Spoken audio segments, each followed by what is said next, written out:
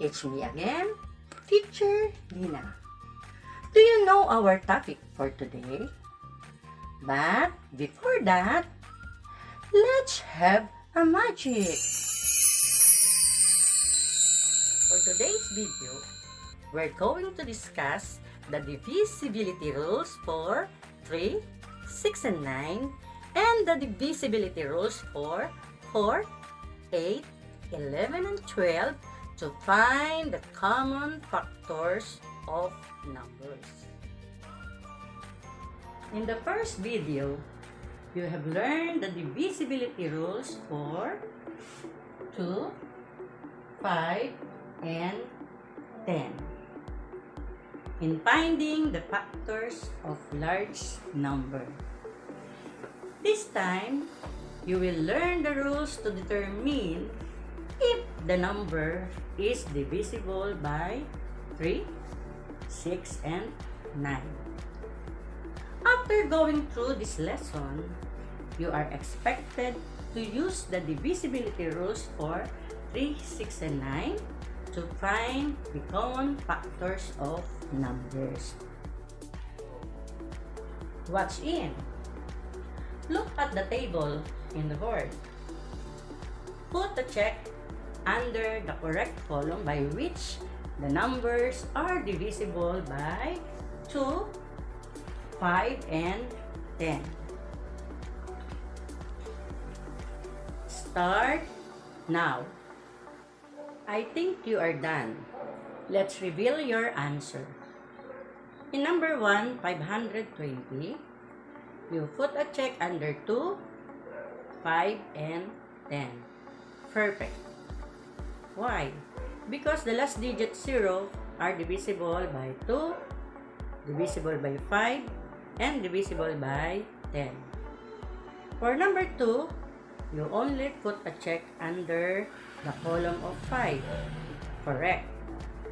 5 is not divisible by 2 and 10. In number 3, 200, you put a check under 2, 5, and 10.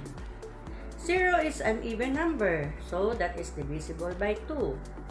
That is also divisible by 5 and divisible by 10. Number 4, 426. The last digit is 6, so you put a check under 2 only. Correct. For number 5, 395, your answer is only under the column of 5. Perfect. Let's go to the divisibility rules for 3, 6, and 9. The divisibility rules for 3, 6, and 9 are grouped because they all require computing the sum of the digits. How about the common factors? When we say common factors, these are factors that are the same for 2 or more numbers. Knowing the divisibility rules for 3, 6, and 9 will help you find the factors of a numbers by examining the sum of all the digits. I will show you an example of divisibility rules for 3, 6, and 9. Observe very well. Is 27 divisible by 3? Yes, because the sum of the digits are divisible by 3. How? Find the sum of 27. The sum of 27 is 9. 2 plus 7 equals 9. 9 divided by 3 equals 3. Therefore, 27 is divisible by 3. Thus, 3 is the factor of 27.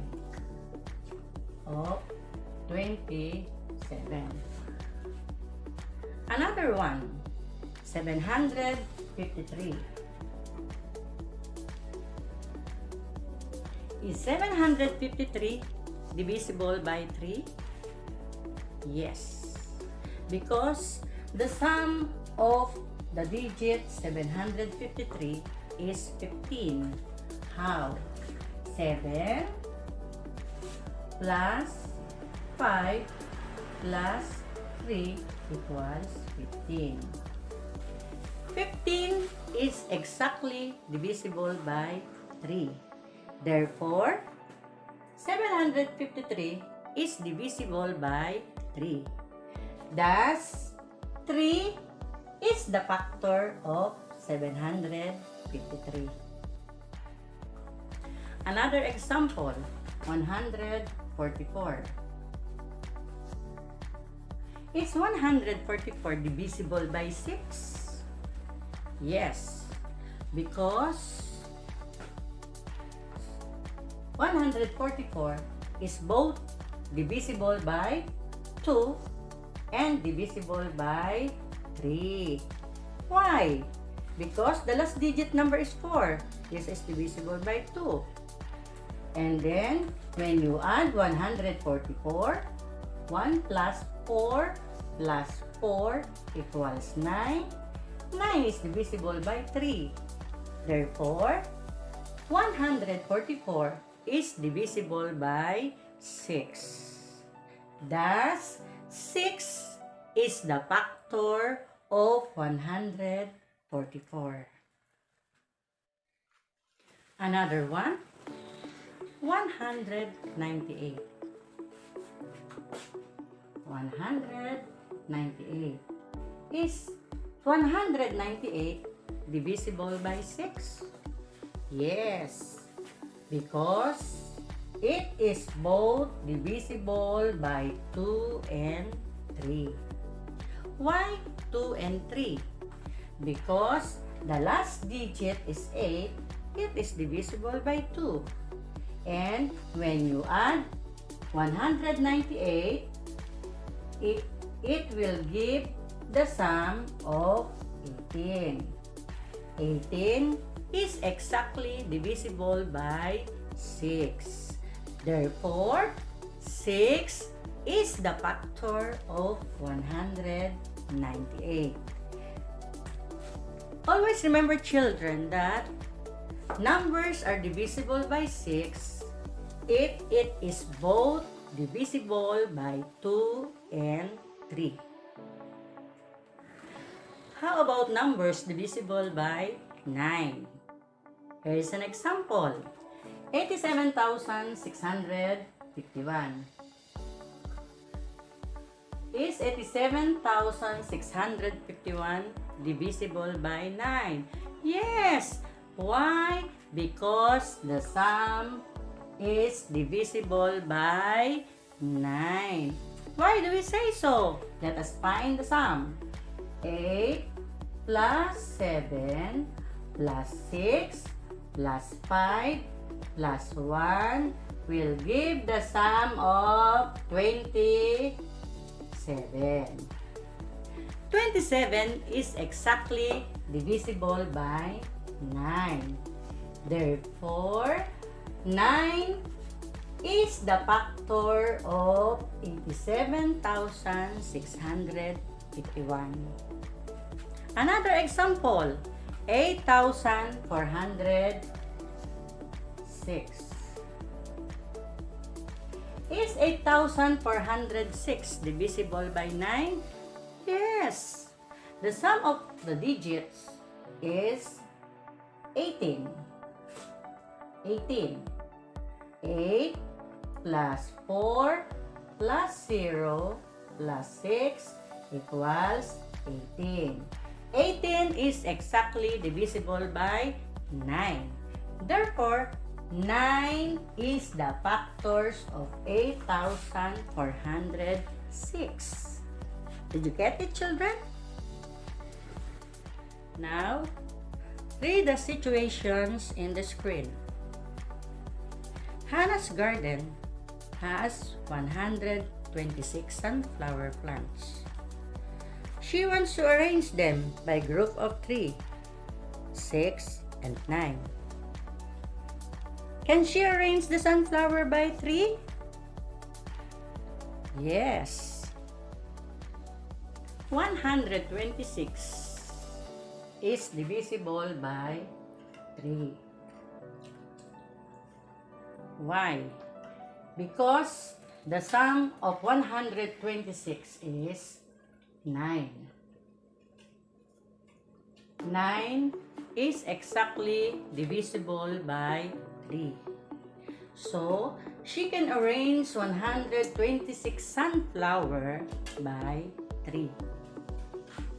Can she arrange 126 sunflower by 6? Yes. 126 sunflower can be arranged by 6 because it is divisible by both 2 and 3. When a digit is divisible by both 2 and 3, it is exactly divisible by 6. When we say divisible by 2 again, the last digit is 6. 6 is divisible by 2. The sum is 9. 9 is exactly divisible by 3. Therefore, 126 is divisible by 6 because it is both divisible by 2 and 3.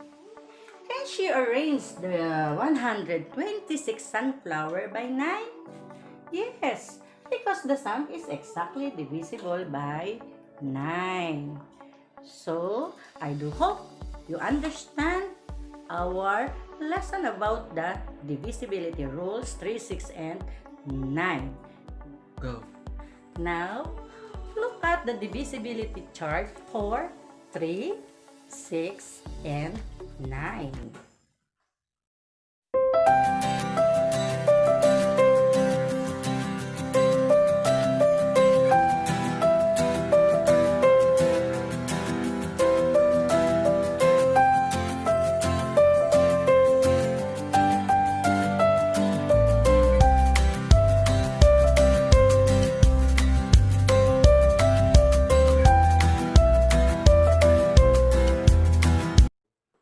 Number divisible by 3, 126 divided by 3 equals 42. Divisible by 6, 126 divided by 6 equals 21. Divisible by 9, 126 divided by 9 equals 14. Observe, children. 3, 6, and 9 are factors of 126. Use your math module in math. Answer the learning task number 3 on page 9. You have to remember, children, that a number is divisible by 3 if the sum of all the digits of the number is divisible by 3. If a number is divisible by both 2 and 3, then it is divisible by 6. A number is divisible by 9 if the sum of all the digits of the number is divisible by 9 or a multiple of 9. You may now answer the learning task number 4 on page 9 of your module. Let's proceed to the divisibility rules for 4, 8, 11, and 12. You have learned divisibility rules for 2, 3, 5, 6, 9, and 10. This time, you will learn the rules to determine if the number is divisible by 4, 8, 11, and 12 to find the common factors of a numbers. So, after going through this lesson, you are expected to use the divisibility rules for 4, 8, 11, and 12. The following tables provides the divisibility rules for some whole numbers. The first column are numbers divisible by 4, 8, 11, and 12. Then, the other column is the methods of testing numbers. For number divisible by 4, the last two digits is divisible by 4 and numbers in 2 zeros. For number divisible by 8, the last 3 digits is divisible by 8 and number ending in 3 zeros. And for number divisible by 11, the difference between the sum of the digits in odd places and the sum of the digits in even places in either 0 or number divisible by 11. And number divisible by 12 is any number that is divisible by both 3 and 4. Example of divisibility rules for 4. 348.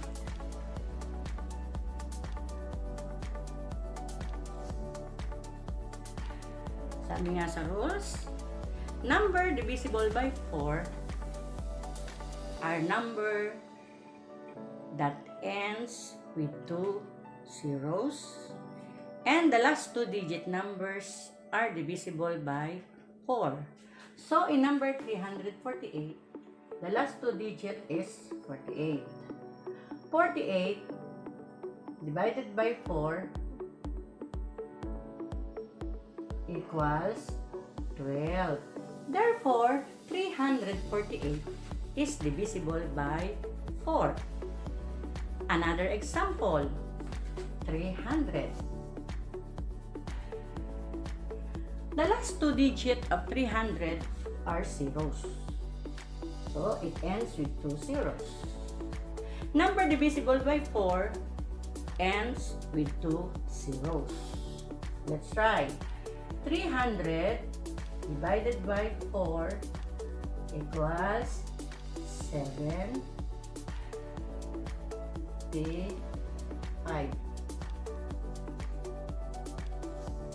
So, therefore, 300 is divisible by 4. Or 4 is the factor of 300. 4 is also a factor of 348. In numbers divisible by 8, the last 3 digits are divisible by 8. Example, 9,216. The last 3-digit number is 216. 216 divided by 8 equals 2. 21 divided by 8 equals 2. 16. So that is 27. Therefore, 9,216 is divisible by 8 because the quotient is exact whole numbers. Another example of number divisible by 8 is 6,000. Is 6,000 divisible by 8? Yes, because the last 3 digits of the numbers are zeros. If the numbers ending in 3 zeros, it is divisible by 8. Let us check. 6,000 divided by 8 equals 750. 750 is an exact quotient or no remainder. Therefore, 6,000 is divisible by 8. Thus, 8 is the factor of 6,000. How about the number divisible by 11? I will give you an example. 28,430. Is this number divisible by 11? Let us see. According to the rule, the number is divisible by 11 if the difference between the sum of the digits in the odd places and the sum of the digits in the even places is either 0 or a number divisible by 11 or a multiples of 11 is divisible by 11. So, what numbers are in the odd places? We have 2, 4, and 3. And what numbers are in the even places? We have 8 and 1. So, the sum of the digits in the odd places are 2 plus 4 plus 3.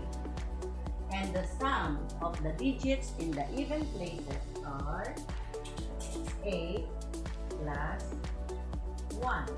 2 plus 4 plus 3 is 9. 8 plus 1 is 9. So 9 is the sum of the digits in the odd places and 9 is the sum of the digits in the even places. The difference is 0. Therefore, 28,413 is divisible by 11 because the difference is 0. Another example, 98,637. 637. Is this divisible by 11? Okay. Let us look at the numbers in the odd places. We have 9, 6, and 7.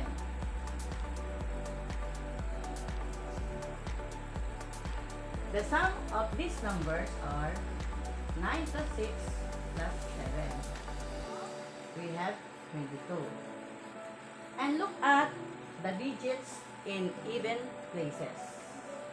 The digits in the even places are 8 and 3. 8 plus 3.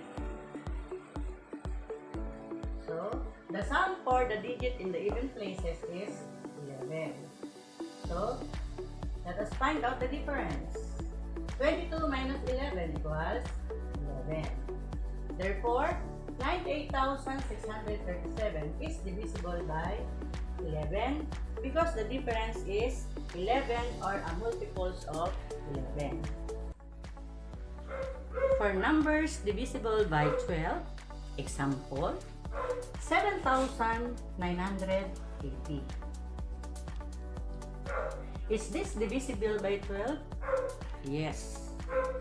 Why? Because it is both divisible by 2. This is both divisible by 3 and 4. Any number divisible by both 3 and 4 are divisible by 12. Why? Let us apply the rules or the divisibility rules for 3. If you find the sum of this number, 7 plus 9 plus 8 equals 24. 24 is divisible by 3. And to find if the number is divisible by 4, we are going to look at the last two-digit number.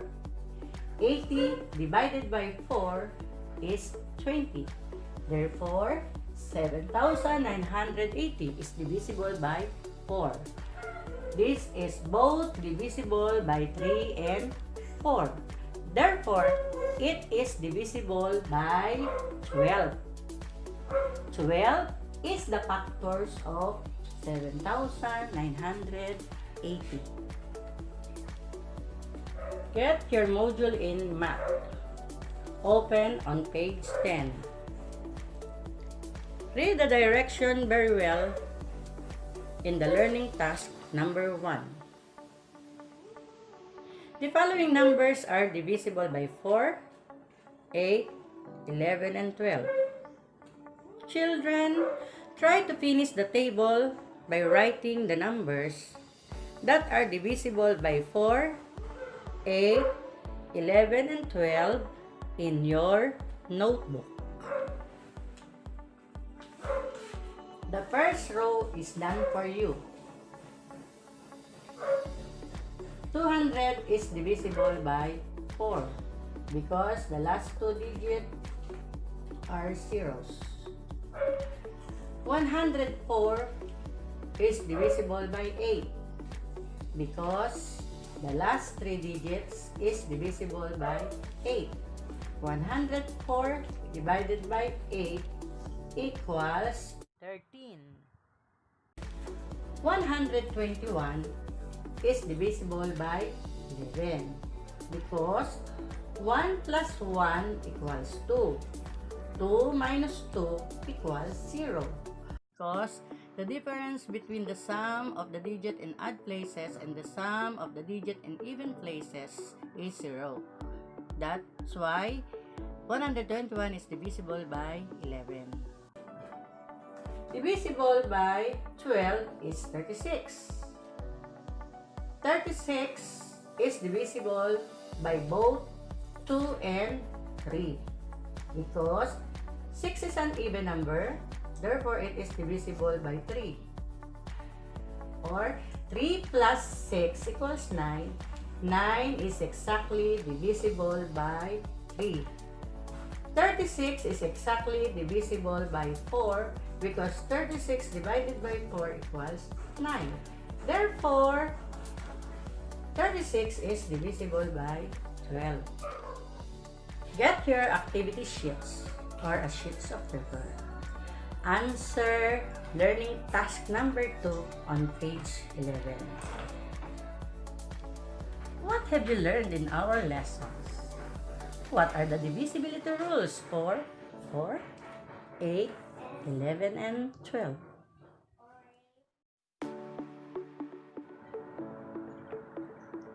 A number is divisible by 4 if the last two digits form a number that is divisible by 4 and also it is ending in 2 zeros.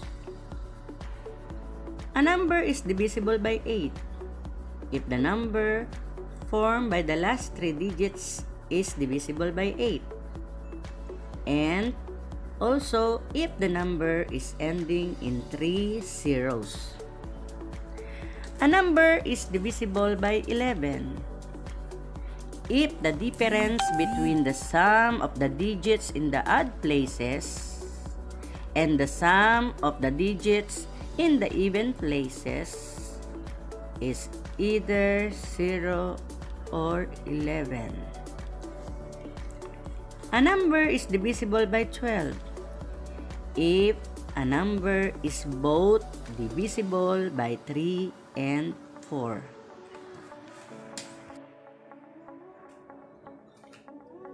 Fill in the largest unit digit to make them divisible by the numbers on the left.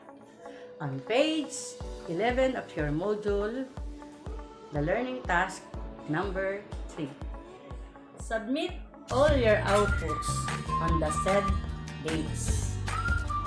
Again, thank you for watching and God be praised. Goodbye.